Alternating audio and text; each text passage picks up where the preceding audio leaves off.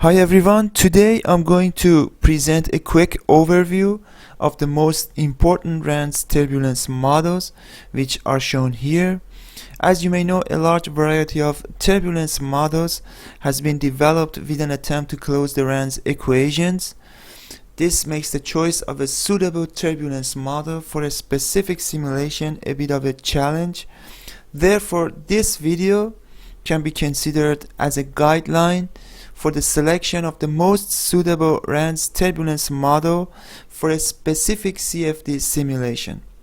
In this presentation, the strengths and limitations of each of these RANS turbulence models, along with their modeling assumptions and formulations, are explained. In this presentation, first I'm going to briefly explain the RANS turbulence modeling, and then I'm going to talk about the idea behind developing the Reynolds stress turbulence models and their different types.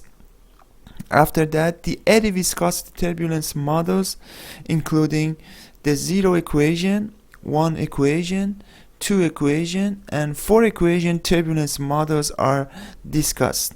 And finally, the nonlinear eddy viscosity turbulence models are presented.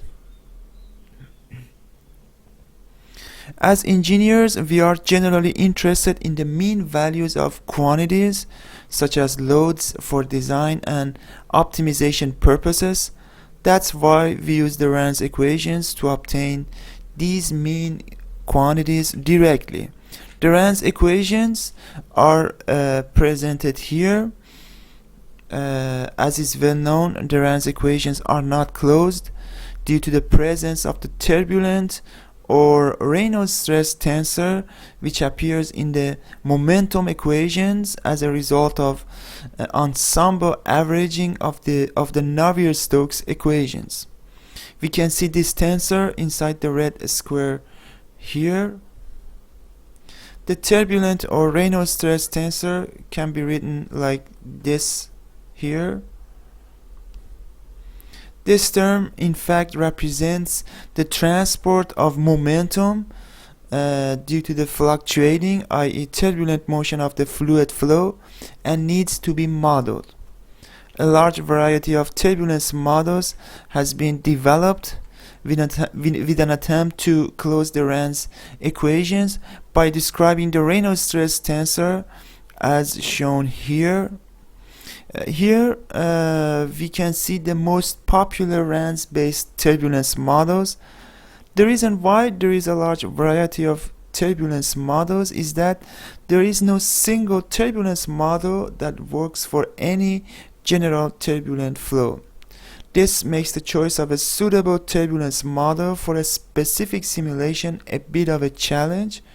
However, the key is that the turbulence model should provide a good trade-off between computational cost and accuracy. The best approach to model the Reynolds stresses is to build up equations for each individual Reynolds stress term. These turbulence models are the so-called Reynolds stress turbulence models, which have been highlighted here. The Reynolds stress turbulence models, or RST models, resolve additional 6 transport equations for each Reynolds stress term, which we can see here, the Reynolds stresses. Note that there are totally 9 Reynolds stress terms. However, considering the symmetry of the Reynolds stress tensor, there are only 6 unique terms. To obtain a transport equation for each Reynolds stress term, the Navier-Stokes equations are multiplied by the fluctuating part of the velocity components, and then the ensemble averaging of the resultant equation is calculated as shown here. This will give an equation for each Reynolds stress term as presented here. Okay. Left hand side shows the local rate of change of the Reynolds stress terms. The terms on the right hand side contribute to the Reynolds stresses. The first term on the right hand side indicates the turbulent diffusion, and as can be seen, this term emanates from the velocity and pressure fluctuations. The second term represents the diffusion of the Reynolds stresses due to the molecular viscosity. The third term is the rate of production of the Reynolds stresses resulting from the interaction between the mean and fluctuating components. The fourth term is the dissipation term, which is the rate of destruction of the Reynolds stresses. Finally, the most important term is the pressure strain interaction term. This term has the role to make the turbulent structures more isotropic by redistributing energy among the turbulent stress components. The RST models sometimes are written like this, okay, in a more compact form. In this form, I here we have I is the identity matrix, and mu t is the isotropic turbulent eddy viscosity, Pij is the turbulent production, and epsilon here is the dissipation rate of the turbulent kinetic energy. Note that the equation for Reynolds stresses is not yet closed, while the production and molecular diffusion terms are known. The turbulent diffusion, dissipation, and pressure strain terms are unknown. The turbulent diffusion term has even unknown of third order. Among the unknown terms, the pressure strain interaction term is the most challenging term for modeling. Here we can see this term inside the red rectangular, right? Here also we can see this term. Indeed, the method by which this term is modeled constitutes the main difference between the RST models. Here I'm going to briefly present some popular RST models. The linear pressure strain RST model of Gibson-Launder assumes that the pressure strain term can be divided into three terms, including a slow term, a rapid term, and a wall reflection term. The slow term accounts for the fluctuations in pressure arising from the interaction between two eddies, while the rapid term takes into account the fluctuations in pressure due to the interaction between an eddy and a fluid flow with a different mean velocity. Similarly, the wall reflection term is used to represent the wall effect on normal Reynolds stresses. The definition of each of these terms is given here. Here, d is the distance to the wall, n is the normal vector, k is the turbulence kinetic energy, c1, c2, c1w, and c2w are the model coefficient. The quadratic pressure strain RST model of Speziale-Sarkar-Gatski uses a quadratic expression in terms of Reynolds stresses to model the pressure strain term as shown here. Here A is the anisotropy tensor, which is defined like this here. In the elliptic-blending RST model of Lardeau-Manceau, the pressure strain interaction term is modeled through a combination of a near-wall formulation of the quasi-linear variant of the quadratic pressure strain model and the quasi-linear variant of the quadratic pressure strain model in the outer region as shown here. Okay. Alpha is a blending parameter, which is the solution of an elliptic equation. The Reynolds stress turbulence models are the most complete and the most accurate representation of the turbulent flow in the RANS framework. These models are able to capture complex strains such as swirling flows, which here we can see this type of flow by visualizing the streamlines inside a cyclone separator. Thus, the Reynolds stress turbulence models are able to capture the turbulent flow anisotropy to some extent. However, the computational cost of these models is high. This consequently has given rise to the development of eddy viscosity models, which have been highlighted here by red. These models offer a much less computational cost compared to the Reynolds stress turbulence models. In eddy viscosity models, the Reynolds stress terms are computed using the Boussinesq hypothesis as shown here, where K is the turbulence kinetic energy and delta Ij is the chronicle delta function. Sij is the mean strain rate tensor, which is expressed in terms of the mean velocity components as shown here, and nu T, we can see here, is the eddy viscosity. As can be seen, the Reynolds stress terms are defined as linear functions of gradients of the mean velocity components. In other words, it is assumed that there is an alignment between the Reynolds stress terms and the mean deformation rate of the flow. More precisely, it is assumed that the difference between the turbulent shear stress angle gamma tau, as is defined here, and the turbulent flow gradient angle gamma g, as is defined here, is equal to 0. Okay, this is exactly what the isotropic assumption is all about. However, turbulent flows most of the times are not isotropic, i.e. they are anisotropic.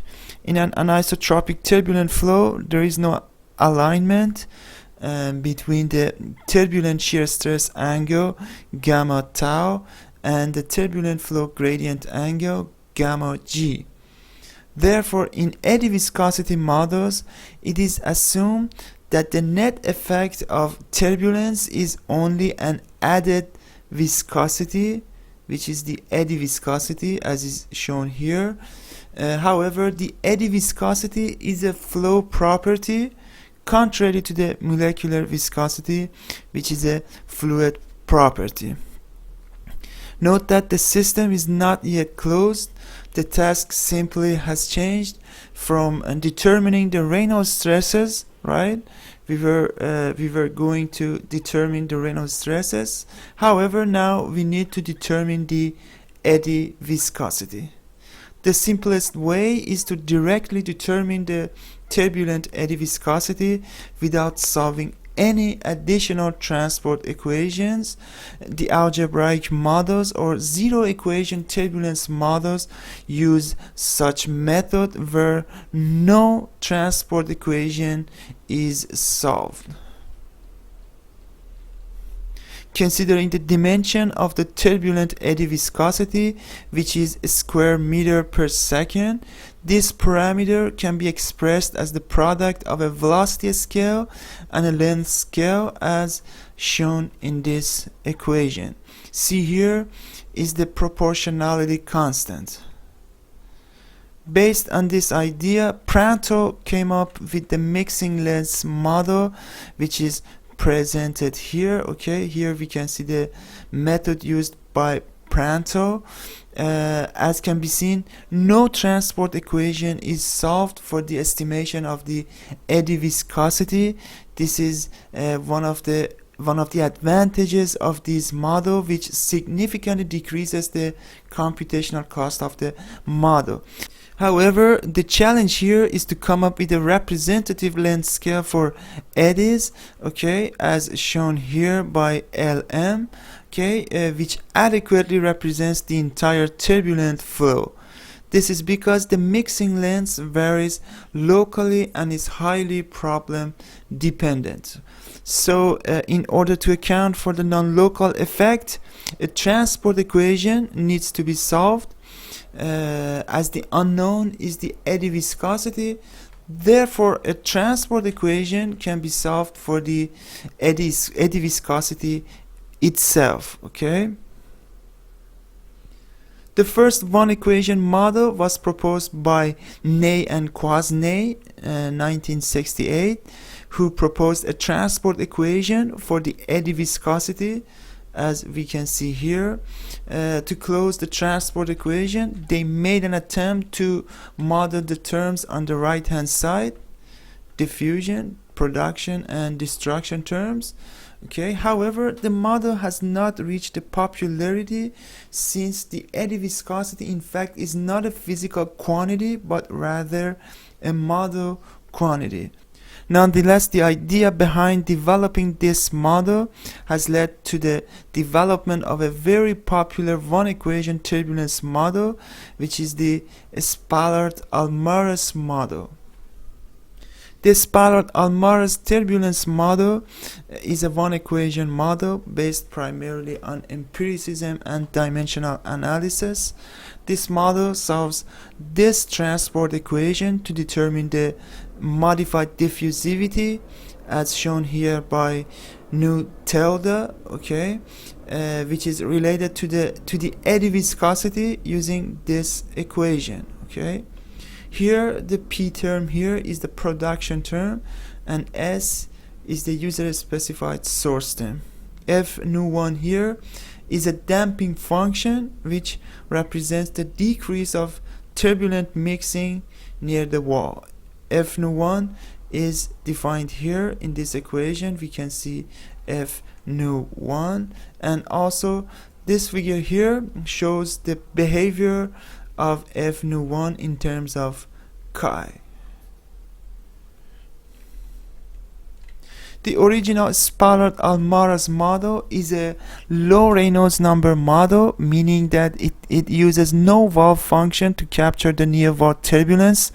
In other words, the model can accurately resolve the entire turbulent boundary layer down to the viscous sublayer.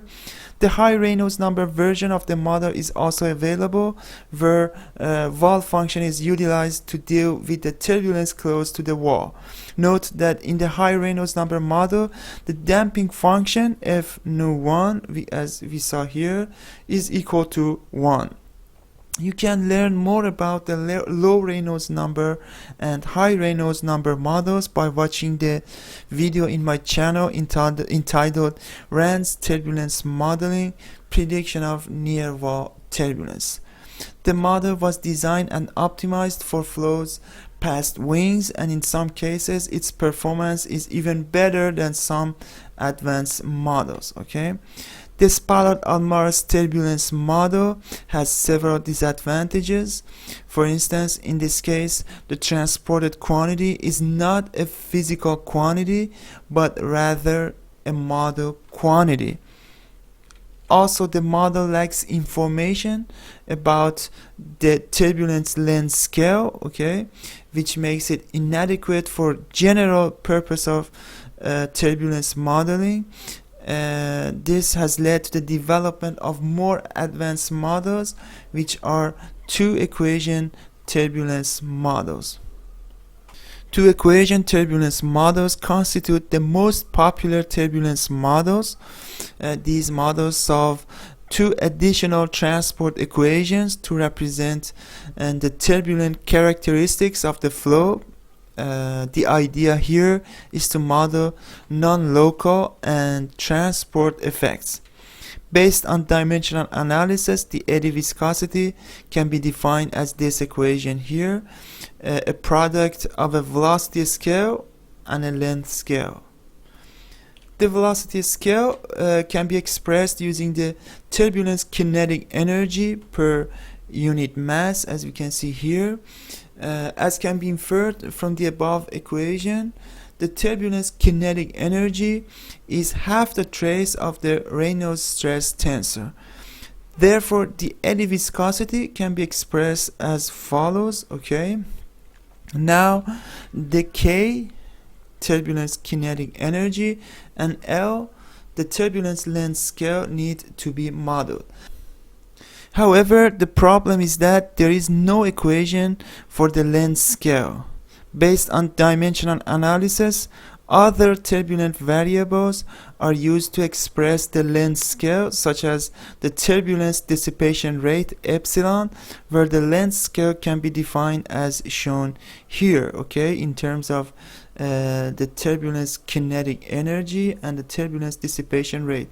Or we can also use the specific dissipation rate, okay, omega, as is defined here in terms of epsilon and k, okay. And when we use the specific dissipation rate omega, the L, the turbulence length scale, can be defined as shown here.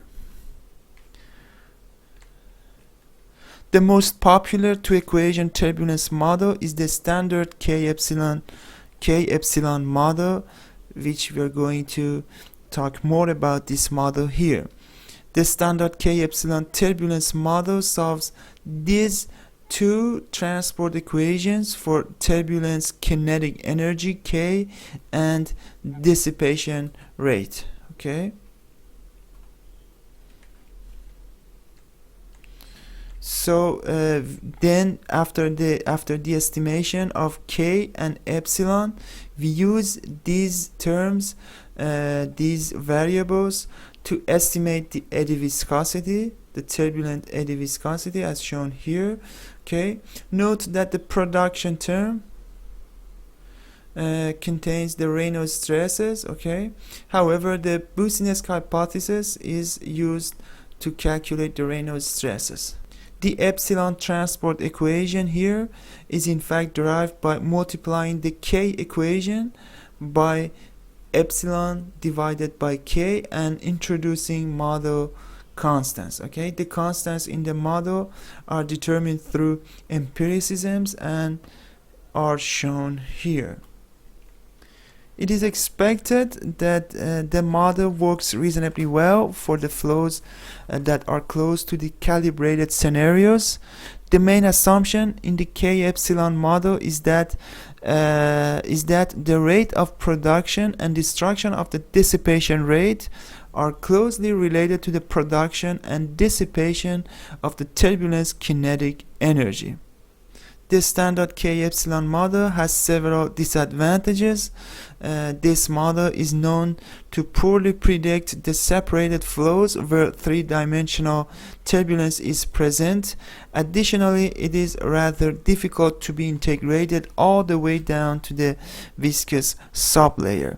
The K-epsilon model has several important variants which will be briefly presented here. The standard K-epsilon model struggles with the non-equilibrium flows. This model can even generate negative normal Reynolds stresses in highly strained flows. The negative normal stresses are in fact unrealizable stresses, okay. Therefore, to solve this problem, in realizable K-epsilon model, the coefficient C mu is defined as shown here, okay, to ensure the normal normal Reynolds stresses are non-negative, okay. We use this equation to estimate the coefficient C mu here, okay. C mu is used here to estimate the eddy viscosity. In other words, C mu is no longer constant but local flow dependent and is a function of mean flow and turbulence properties. This model is expected to have a better performance than the standard K-epsilon model in dealing with flow separation and strong adverse pressure gradient. While the equation for the turbulence kinetic energy is similar to the standard K-epsilon model, the dissipation rate equation is slightly different, as we can see here, okay. As can be inferred, the coefficients here, the coefficients of the model depend on the strain rate tensor S. Before presenting other variants of the K-Epsilon turbulence model, it is useful to discuss the problem of capturing the near-wall turbulence by RANS turbulence models. The importance of accurate prediction of near-wall turbulence is twofold. First, several quantities of interest are evaluated at this region, such as skin friction coefficient, heat transfer coefficient, and also in most cases, wall is in fact the primary source of turbulence. Wall in fact has several important effects which can be summarized as follows.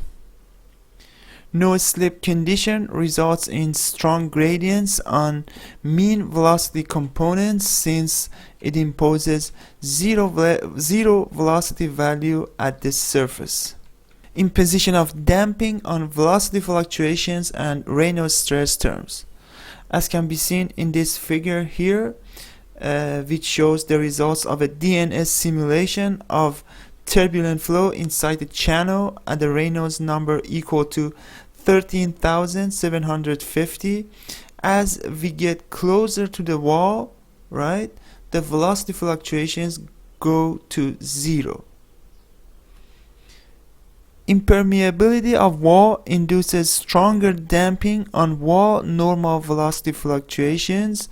We can again observe in this figure that the normal velocity fluctuations suffer a stronger damping effect due to the presence of the wall, and also finally the turbulence is highly anisotropic near the wall. Once again, as can be seen in this figure, the velocity fluctuations are different, which highlights the turbulence anisotropy close to the wall. Capturing these wall effects as I presented on turbulence is still challenging for turbulence models, and usually highly refined grid is necessary. So the question that arises here is that how the turbulence models capture the wall effects.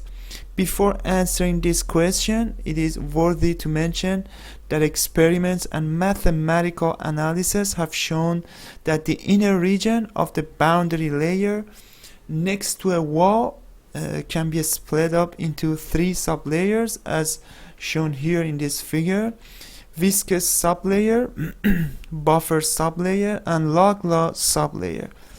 To define the extents of the sublayers, the non-dimensional wall distance y plus, which is defined here, okay, as we can see here, and the non-dimensional velocity, right, which is defined here, u plus, is are used. Here, y indicates the distance from the wall. Vp is the component of the velocity parallel to wall. U asterisk here is the reference velocity. In the innermost layer, the so-called viscous sublayer, as shown in this figure, right, is associated with y plus values less than 5. The flow is almost laminar-like, only the viscosity plays a dominant role in the fluid flow. In this sublayer, the relationship between the y plus and u plus is as shown here. Okay, further away from the wall in the log-law region, in which the y plus values are larger than 30, okay, the turbulence dominates the mixing process. In this sublayer, the relationship between the y plus and u plus is as shown here. Finally, in the region between the viscous and the logarithmic sublayers, there is a buffer layer, okay, where the effects of molecular viscosity and turbulence are of equal importance. In the buffer region, the relationship between y plus and u plus is not known very well. How the turbulence models deal with the near wall region determines that these models are whether High-Reynolds-number turbulence models in which a high y plus wall treatment is used, or Low-Reynolds-number turbulence model in which a low y plus wall treatment is used. First, let's talk about the High-Reynolds-number turbulence models. Okay, in these models the velocity is obtained using the wall function as shown here. Therefore, the center of the first cell immediately next to the wall should lay within the logarithmic region of the boundary layer, which is equivalent to y plus values between 30 to 100. The turbulence boundary conditions consist of zero normal gradient for the turbulence kinetic energy, and the turbulence dissipation rate is calculated by assuming an equilibrium condition, which means that the turbulent production is equal to the dissipation rate, as can be seen here. As an example of these models, we can mention the standard K-Epsilon turbulence model, which is the most popular turbulence model in CFD community. The main advantage of using the High-Reynolds-number models is the elimination of both iterative convergence problem and the excessive calculation time. However, there are some shortcomings associated with the High-Reynolds-number models, which are I'm going to present as follows. First, the log law assumption, okay, is valid for a very special flow condition such as attached boundary layer and zero pressure gradient. Hence, it is not applicable to non-equilibrium flows such as stagnation and separation. Okay.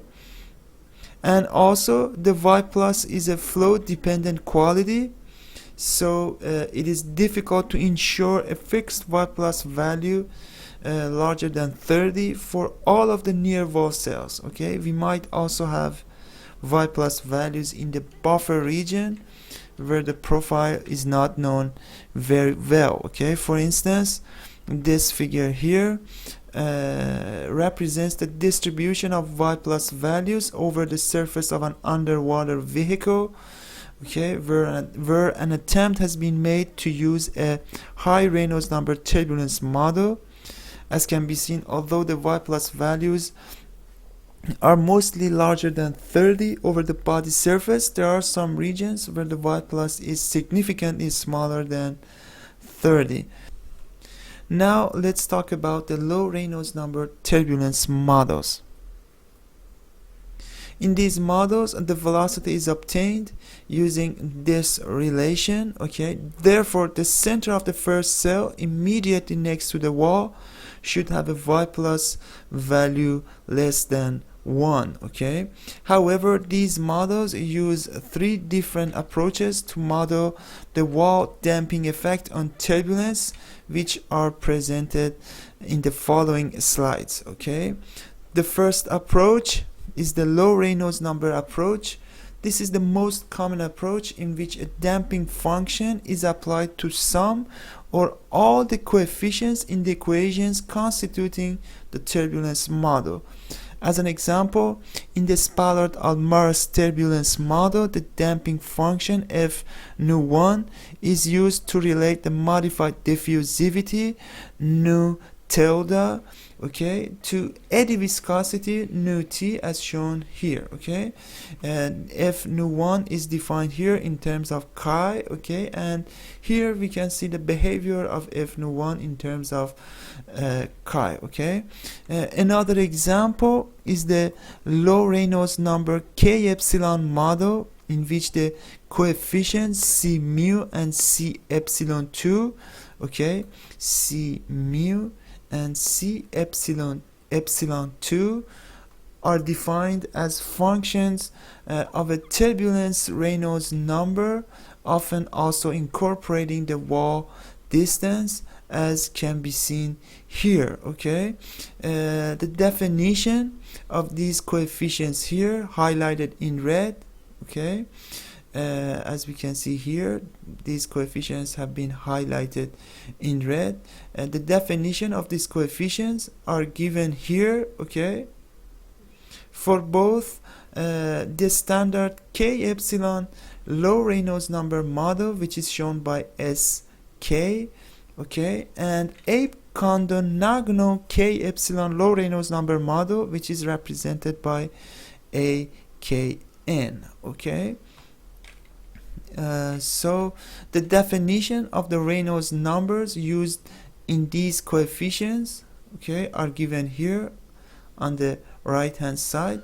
Reynolds number based on the wall distance and the root square of the turbulence kinetic energy is shown here, and also here we can see the turbulent Reynolds number, and finally we have the Reynolds number based on the dissipation rate, or epsilon. Okay, the second approach, which is called the two-layer approach, is solving different equations near wall for one or both turbulence variables. Okay, as an example, we can mention the two-layer K-Epsilon turbulence model. Okay, the computation is divided into two layers. Okay, as we can see here, in the layer close to the wall, both the dissipation rate and eddy viscosity are specified as a function of wall distance. However, the equation for the turbulence kinetic energy is solved across the entire flow domain. Okay, several types of two-layer formulations have been proposed, but here two of them are shown here, one for shear driven flows and one for buoyancy driven flows. Okay, D here indicates the distance to the wall, and RED here and here in fact is the wall distance Reynolds number, as can be inferred from this table. And the turbulence length scale and the eddy viscosity are defined as functions of wall distance in the layer close to the wall. Note that the dissipation rate is defined using this equation, right, based on turbulence kinetic energy and the turbulence length scale. Then these values, okay, these values which are calculated for the layer close to the wall are blended smoothly with the values computed from the transport equations used for the layer far from the wall, as shown here. Okay, lambda here we have the lambda parameter lambda, which is the blending parameter and is defined as shown here. Okay, and here we have the RE asterisk epsilon, which in fact is a model coefficient. The third approach, which is called the elliptic-blending approach, is solving additional equations to consider the wall effect without using damping. This approach in fact provides a more physical model for wall damping effects. Durbin 1993 proposes elliptic relaxation of the pressure strain term for the Reynolds stress turbulence models to capture the non-local influence of wall and pressure fluctuations. Okay, in this approach, damping is enforced through elliptic equations to reflect the elliptic nature of pressure rather than algebraic expressions in terms of wall distance. So the model doesn't require the computation of the wall distance, and it is more suitable for complex geometries. Okay, the asymptotic behavior for each Reynolds stress term is correctly reproduced. However, it increases the computational cost since we need to solve 6 additional transport equations for each unique Reynolds stress term. Thus, in 1995, Durbin proposes an elliptic relaxation formulation for the eddy viscosity models, which is commonly referred to as V2F K-Epsilon turbulence model. To determine the eddy viscosity, this model, in addition to turbulence kinetic energy and turbulence dissipation rate, solves two additional transport equations, okay, for two more turbulence quantities. First is the wall normal stress component V2, and also the elliptic relaxation parameter F, as we can see here. Okay, the transport equations for the wall normal stress component and for the elliptic relaxation parameter F. Here the P terms here are the production term, and L here indicates the turbulence length scale. The V2 wall normal stress component is responsible for modeling the velocity fluctuation normal to the streamlines and gives the correct representation of the wall damping effect on turbulence. Additionally, the elliptic relaxation function F here is responsible for modeling the anisotropic wall effect. Okay, the eddy viscosity is modeled using this equation, as we can see here. C mu is the model coefficient, and T here indicates the turbulence time scale. The V2F model is designed to capture near wall effects. It is known to capture the near wall effects of turbulence more accurately, which is crucial for the accurate prediction of heat transfer, skin friction, and flow separation. But it is still an eddy viscosity model far from the wall. Further, it is computationally expensive since it solves two additional transport equations. Manceau and Hangelich 2002 proposed a new formulation for Reynolds stress turbulence models to make the model proposed by Durbin 1993 more industry friendly and to get rid of the F equation, which in fact was causing a lot of problem. Okay, they replaced the F with a scalar function alpha, okay, which in fact alpha reflects the elliptic relaxation. So this elliptic equation is solved for alpha, okay, which is 0 at the wall and 1 for the region far from the wall.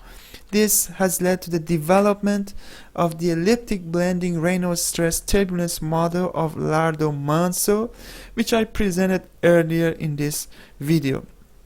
Likewise, in 2012, Billard and Laurence extended the V2F model, okay, by replacing the F with the scalar function alpha, okay, which was developed by Manceau and Hangelich, okay. So the same elliptic equation as that of Lardeau and Manceau is solved for alpha, okay. The model developed by Billard and Laurence is known to be robust for complex flow geometries, okay. Note that the elliptic blending models generally show an improved universal near wall behavior. To develop the K-omega model, Wilcox 1998 adopts the specific dissipation rate omega in place of the dissipation rate epsilon, as is defined here, right? And here note that beta is a constant and K is the turbulence kinetic energy. So the model solves the following transport equation for omega in addition to an equation for the turbulence kinetic energy. Note that the model is singular at the wall due to the fact that omega, as can be seen here, is defined as the epsilon divided by K. Okay. Despite this fact, it is shown that this model can be integrated all the way down to the viscous sublayer without you introducing any modification into the wall functions or damping functions. This is contrary to the K-Epsilon turbulence model, which doesn't behave very well close to the wall. The better behavior of the K-omega model compared to the K-Epsilon model is attributed to several factors, such as the production of extra dissipation near the wall, which increases the model stability. The main advantage of the K-omega model is that it can now be used throughout the entire boundary layer without any further modification. However, the main disadvantage of this model is that it is highly sensitive to the values of omega specified in either inlet boundaries for internal flows or free stream conditions for external flows. The problem that doesn't exist for the K-Epsilon model. To solve this problem, Mentor 1994 proposes the shear stress transport SST model. Okay, in the K omega shear stress transport SST turbulence model, the K omega model is used in the near wall region, and the K epsilon model is used in the region far from the wall, as shown here in this figure. Mentor 1994 recognizes that the dissipation rate equation epsilon in the K epsilon model turns into the omega equation by simply substituting epsilon with the product of turbulence kinetic energy and omega. So he proposes that a blending function can be used to blend the near wall K omega model with the K epsilon turbulence model far from the wall. He proposes the following transport equations for the turbulence kinetic energy and length scale, as we can see here. The last term in the omega transport equation, which has been shown here inside this red rectangular, okay, this term is an additional non-conservative cross diffusion term. Okay, the presence of this term makes the K omega model return the same results as those of the K epsilon model in the region far from the wall. In this term, F1 here F1 is a blending function which is defined in terms of wall distance and determines the regions where the K omega and K epsilon turbulence models are used. The Eddy viscosity models has an inherent limitation due to the use of the Boussinesq hypothesis. In other words, they are unable to account for the anisotropy of the turbulence and secondary flows. For instance, consider the fully developed flow inside a duct with a non-circular cross-section as shown here. The primary flow is the flow in the x direction, while the secondary flows are the ones in the YZ plane. There are these weak secondary flows at the corners, okay, which can largely impact the skin friction at the wall. These features are not captured by Eddy viscosity models. Additionally, the curvature effects are not accounted for by the Eddy viscosity models. The conclusion is that models with more accurate relationship between Reynolds stresses and strain rate of the flow are needed to be developed. Okay, this has led to the development of nonlinear, quadratic, and cubic eddy viscosity models. Okay, to obtain more accurate relationship between stresses and the flow strain rate, the Reynolds stress turbulence models, as are shown here, can be used. By using some clever mathematical tricks, a set of algebraic equations can be obtained, which are called explicit algebraic Reynolds stress turbulence models, as are shown here. Okay.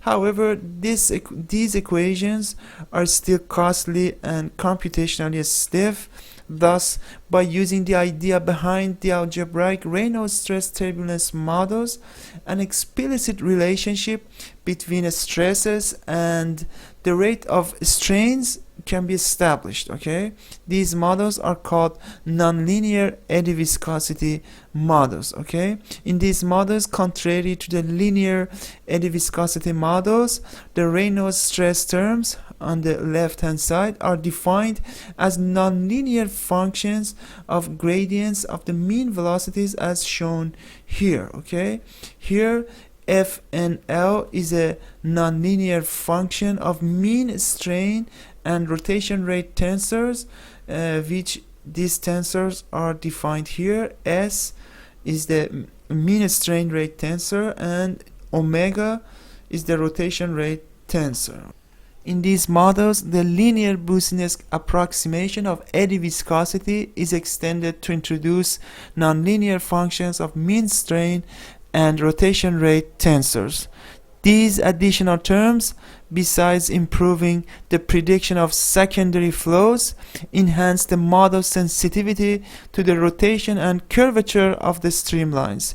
In other words, these terms account for the anisotropy, which is absent in the original linear eddy viscosity models. Thus, in a nonlinear eddy viscosity model, additional terms are added to the stress-strain relation with the objective of making the Reynolds stresses a more general function of mean velocities and vorticities.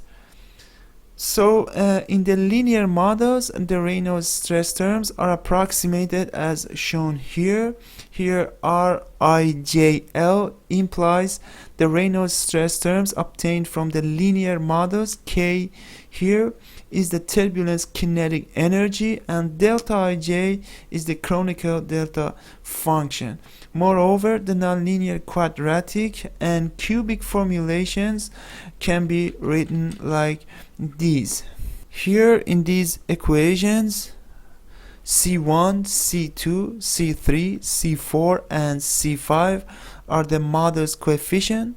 Okay, and note that various quadratic and cubic models have been proposed where little agreement can be observed between them and the value of the coefficients, which in fact questions their applicability over a large range of flows. Okay, the nonlinear eddy viscosity models return better predictions compared to their linear counterparts, but with only a small increase in the computational cost. Thus, these models in fact offer a reasonable trade-off between accuracy and computational cost.